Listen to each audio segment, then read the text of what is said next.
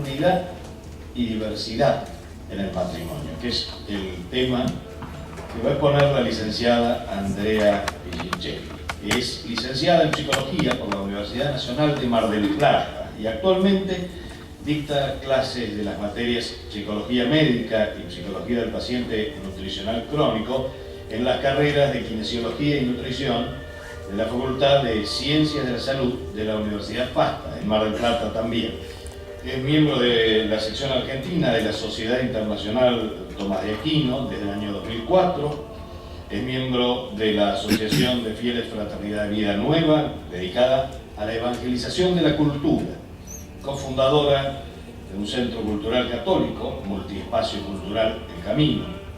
Y miembro directivo del Centro de Humanidades Joseph Piper, desde su creación en el año 2007, que está orientado exclusivamente a la organización y dictado de cursos sobre historia del pensamiento en la ciudad de Mar del Plata.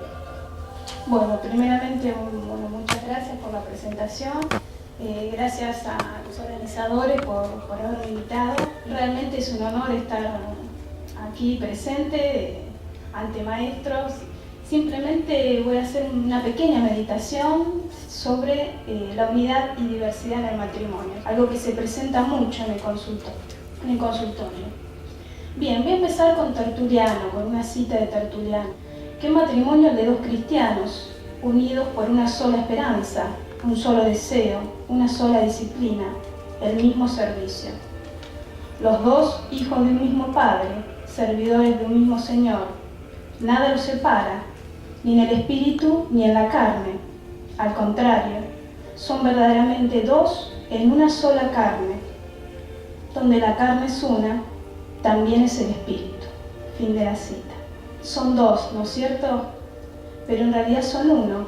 Hay diversidad, indudablemente que sí, pero hay unidad. ¿De qué manera comprendemos esto?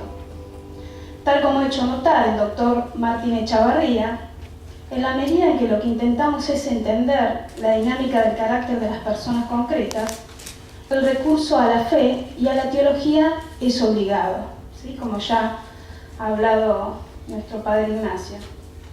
Y máximo cuando trataremos de profundizar en la realidad rica y dinámica del matrimonio. Por eso afirma el Concilio Vaticano II, que realmente el misterio del hombre solo se esclarece en el misterio del Verbo encarnado. Cuánto bien podemos hacer los profesionales de la salud si somos conscientes de esto. No deberíamos ignorar esta riqueza que pone luz sobre el misterio del hombre que solo se devela en Cristo. El psicólogo tiene sin dudas necesidad de la revelación, de profundizar las relaciones fe y razón, ciencia y fe, para poder así sobrepasar los límites naturales, adquiriendo la sabiduría que viene de lo alto. En un discurso de Pío XII dirigido a los psicólogos, el Papa afirma que la revelación pone al hombre o le sitúa en trance de sobrepasar los límites de una inteligencia limitada para abandonarse a la inteligencia infinita de Dios. Este dato, imprescindible a la hora del ejercicio profesional, es capaz de mostrarnos el plan original de Dios sobre el hombre, de descubrir las líneas maestras de la altura de su vocación y de mostrar el camino que debe seguir la terapéutica si desea servir al hombre en toda su dignidad. Esto considero que es el ABC del psicólogo, en mi humilde opinión, ¿no? No se lo puede entender y menos dar una respuesta a su conflictiva personal y existencial. Voy a desarrollar brevemente la temática en 2 puntos, siguiendo a nuestro querido padre Jorge en su libro La casa sobre roca, siguiendo a Juan Pablo II en un libro de Amor y Responsabilidad, y entre otras citas. Bueno, en la primera parte voy a hablar sobre la naturaleza humana creada por Dios y herida por el pecado original. En la segunda parte, vocación propia del varón y la mujer. Primer tema, el hombre es obra de Dios. Temas que a veces pasamos por alto los psicólogos, ¿no?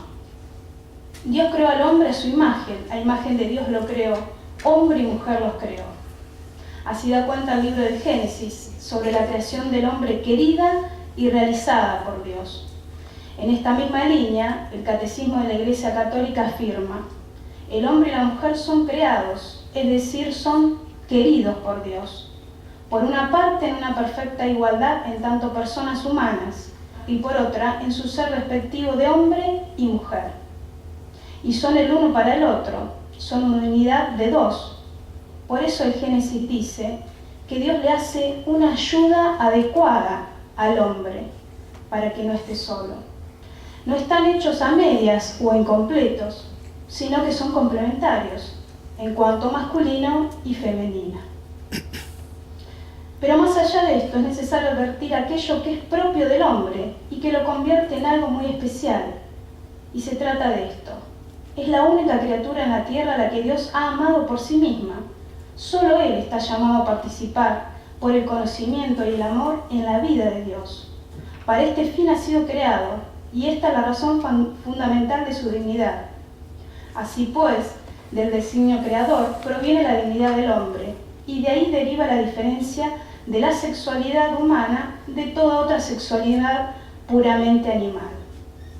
El hombre, varón y mujer, es un ser espiritual y corporal a la vez, va a decir el padre Horacio Bojorge, señalando contundentemente que el ser humano es pues una combinación armoniosa de materia y espíritu. En el hombre recién creado se enlazaban armoniosamente lo animal y lo angélico, lo instintivo y lo intelectual. El hombre es así, pues, una especie de bisagra entre el mundo material y el inmaterial. En un sentido, es lo más alto de la creación material, por ser espíritu encarnado, y en otro, lo más bajo del mundo espiritual, por tener corporeidad. Es el hombre una especie de bisagra, ¿no?, entre el mundo corpóreo y el incorpóreo. Pero es, pues, por haber sido hecho a imagen de Dios, que el ser humano tiene la dignidad de persona. No es solamente algo, sino que es alguien. Alguien que, siendo hijo de Dios, es portador de un destino sobrenatural. Destino, al fin, que lo eleva muy por encima de cualquier otro ser en este mundo. Bien, como ya adelantamos, Adán encontró una ayuda adecuada en la mujer, ¿no es cierto?, nos dice el Génesis. Esta mujer llamada Eva. Ella puede ofrecerle compañía espiritual y es maestra de amistad. Ella es creada para ser la compañera espiritual del varón, para entablar el diálogo espiritual y libre con un ser que ya tenía una capacidad de comunicación animal con los animales, pero una capacidad insatisfecha de relacionamiento humano, espiritual, interpersonal. Es bueno recordar esto, ya que a veces en nuestra época a veces se le da más importancia a la mascota que a las personas, ¿no es cierto? O tenemos campañas para salvar a las ballenas y cuando en realidad se promueve miserablemente el aborto, ¿no es cierto? Sigamos con el padre Bojorge, que nos ponga luz en este tema. Para subrayar que lo más propio de Eva está en el ámbito espiritual, el relato de los orígenes relativiza en ella el elemento corpóreo.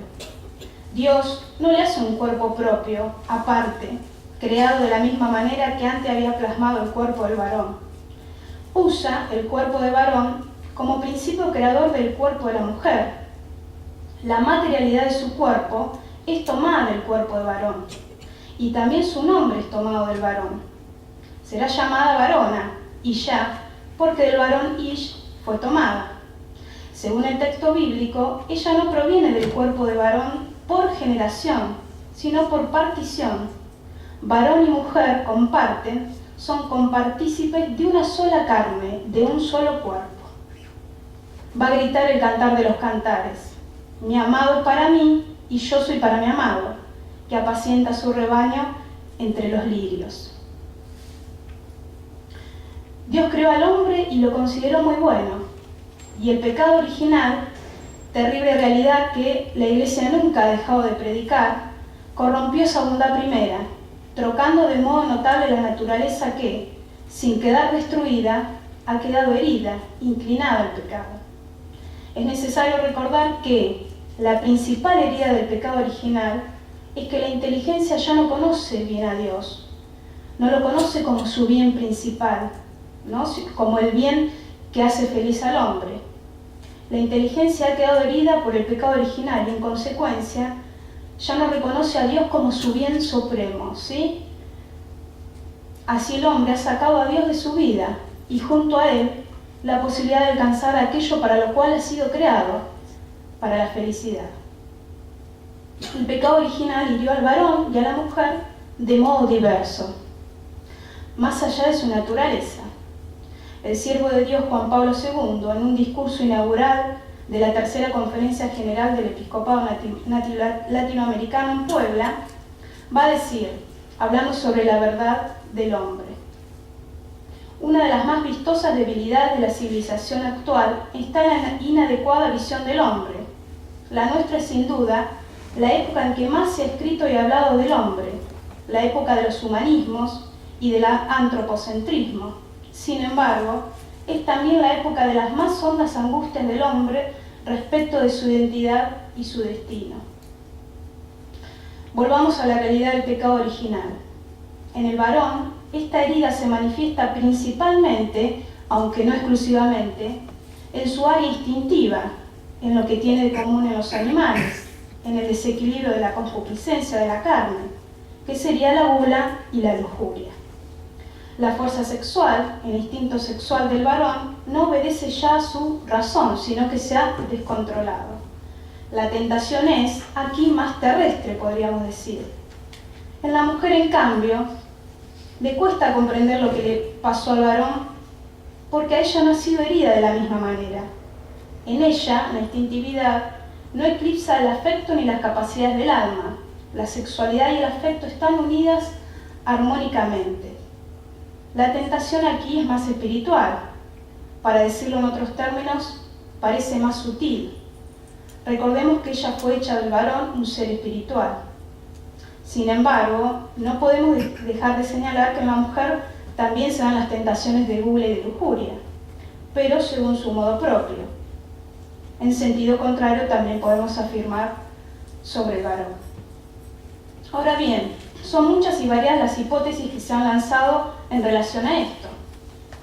Juan Pablo II, en una crítica a nuestro tiempo, advierte que aún hoy día las coordenadas espaciotemporales del mundo sensibles, las constantes físico-químicas, los dinamismos corpóreos, las pulsiones psíquicas y los condicionamientos sociales parecen a muchos como los únicos factores decisivos de las realidades humanas. Evidentemente, cuando nos quedamos solo exclusivamente en este plano horizontal, cerrado a la trascendencia, impera la confusión y la ambigüedad. En una de sus manifestaciones extremas, como es el psicoanálisis, como algo nos ha contado ya el padre Ignacio, advertimos la oscuridad de la terrestridad absoluta y lamentablemente muchos confunden oscuridad con profundidad. Vayamos a algunos ejemplos concretos para ver qué visión del hombre y de la mujer tienen estas teorías psicológicas, si se puede decir, ¿no? Uno de sus representantes, seguidores de Freud, Lacan, no creo que necesite presentación, todos lo deben conocer, hablando sobre la mujer en el seminario de 1970, va a decir esto: la mujer no existe. Y la refrasea en 1973 para decir: no hay mujer. Y para empeorarla, en 1975, y haciendo su aporte póstumo, afirmando lo siguiente, y espero que las chicas no se enojen: una mujer es un síntoma. ¿Cuán lejos estamos acá de la verdad revelada, ¿no es cierto? Bien. Segundo punto, la vocación propia del varón y la mujer. El hombre es para la mujer y la mujer para el hombre. El hombre que fue creado por Dios a su imagen y semejanza, que es conservado, sostenido por él en el ser, está llamado a realizar su vida en el amor. Varón y mujer están capacitados para amar responsablemente y vivir en comunión.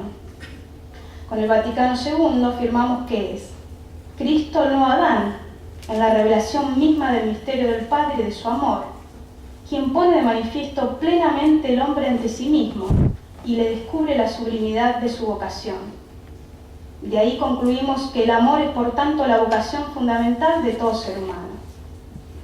El entonces cardenal Karol Wojtyła, en su obra Amor y Responsabilidad, aborda esta relación complementaria del varón y la mujer que nos ha hecho patente la revelación bíblica y que tiene relación directa con el amor y por tanto con la redención del cuerpo y la sacramentalidad del matrimonio. El hombre y la mujer se necesitan para completarse. Esta necesidad objetiva se manifiesta por la tendencia sexual, a base de la cual surge el amor entre ellos. Es un amor de concupiscencia, porque resulta de una necesidad y tiende a encontrar el bien que le falta. Para el hombre es la mujer, para la mujer lo es el hombre. El cuerpo se manifiesta claramente en la masculinidad y la feminidad, que atestiguan una complementariedad que no queda reducida solo a lo corporal, sino que se evidencia también en lo psicológico y en lo espiritual. En la unidad de dos, el hombre y la mujer son llamados desde su origen, no solo a existir uno al lado del otro, o simplemente juntos, sino que son llamados a existir recíprocamente, el uno para el otro. Esta es la vocación primera, la del matrimonio y la familia. Creced y multiplicaos, dice el Génesis. Y aunque en el cristianismo se hable de virginidad y celibato por el reino de Dios, se lo hace en la clara conciencia de que no solo no contradicen la dignidad del matrimonio, sino que la presuponen y confirman. El matrimonio y la virginidad son dos modos de expresar y de vivir el único misterio de la alianza de Dios con su pueblo. Cuando no se estima el matrimonio, no puede existir la virginidad consagrada. Nada agregaré a esta contundente cita de Familiaris Consortio. Mucho se puede decir sobre el amor, pero sabemos que, en principio, tratando de identificar aquello que es su esencia, sostenemos que no es suficiente desear a la persona como bien para sí mismo.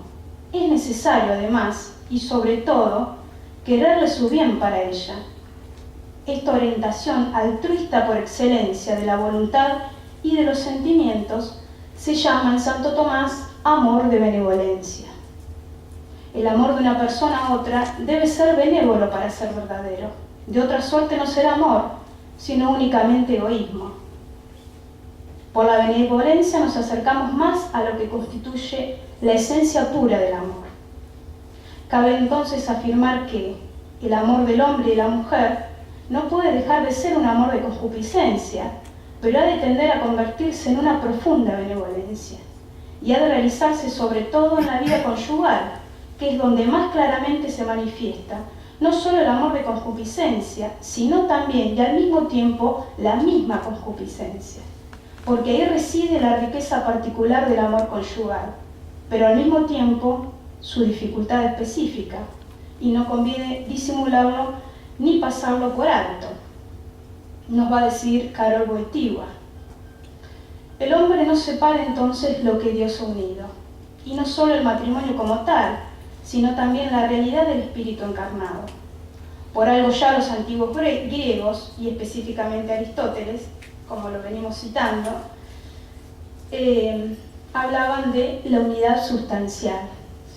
Y ahora siguiendo al doctor Alberto Caturelli, en su obra Dos, una sola carne, que aconsejo leerla, va a decir: el destino del hombre no puede realizarse plenamente sino en la unidad varón-mujer, unidad originaria.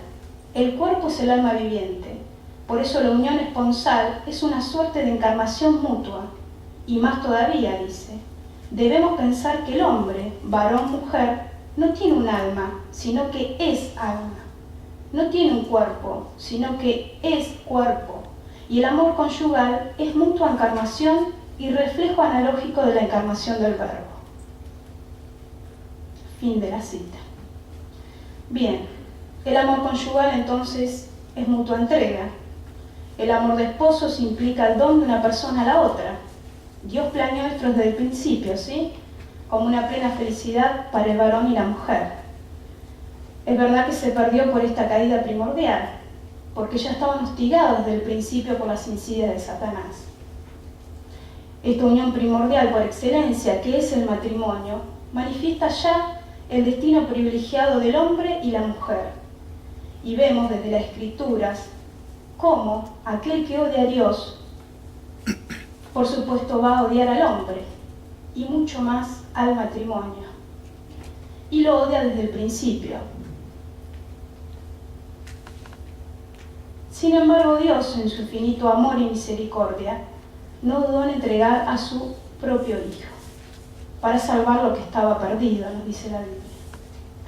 Para esto se encarnó el Verbo de Dios y no solamente dio su vida por cada uno de nosotros, sino que además nos dio un ejemplo de cómo debe ser nuestro amor, patentizado en su entrega amorosa por la esposa.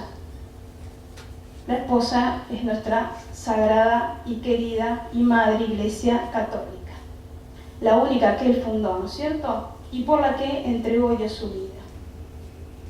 El apóstol San Pablo, en la carta a los Efesios, va a decir lo siguiente: maridos, amen a su esposa, como Cristo amó a la Iglesia y se entregó por ella para santificarla.